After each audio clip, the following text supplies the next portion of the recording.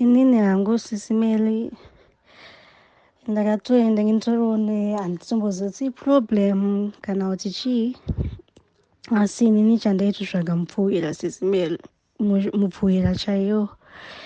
Inini ndinongoti pese kana kuti pandinodana nemukomana, pese pazvinenge zvauda kutanga kuita serious sisimeli, vanhu vanongotanga ngobhihevha zvakafanana, munhu otoenda. Handisana kuita mukomana mupenyu hwangu, mwana ndinaye hwana, asi ndakangopiwa mwana. Zvinongoita kunge kana pangosvika papoindi iyo hamino ndinotanga kusemwa here, asi vanongonditreata kunge ndisiri chinhu sisimeli. Vese it's like they become one person. Hameno pamwe ndini zvangu, nenyaya yekuti nenyaya yekungorepwa sisimeli.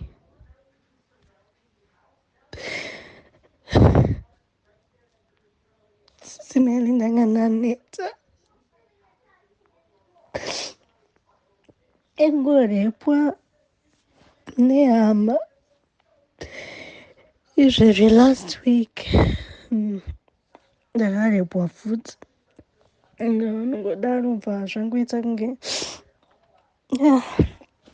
sisimeli ndanga ndangonetsawo zvangu pandati pane mukomana wange ndinaye. Ndanga ndakutotanga kuona masainzi ekuti munhu aakuenda zvakutanga futi zvinhu zviya. Pandati regei pamwe ndimboedza kufamba, ndaisiwe nemunhu anga ane shungu nezven'anga kana nezvemushonga, asi ndakangoti okay, ndimboedza kuzvibatsira. Apa I think I was made with God as well.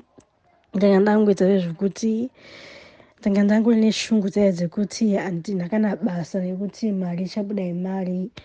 Nyange ndakasangana nembavha ndichazosangana nenyanga chaiyo ichandibatsira. Ndanga ndakutofunga kuti panapa kakutoshandisa mushonga nekupfuhwira munhu, nokuti munhu anga aribo sisimeli. Ndichifunga kuti pese apa ndaingoti kana zvakatanga ndongosiyawo zvangu, kouya mumwe ndosiya. Natona zvandichasvitsa kana vanhu handye sisimeli, ndichingodaro. Saka mari ndakabuda nembavha yesisimeli.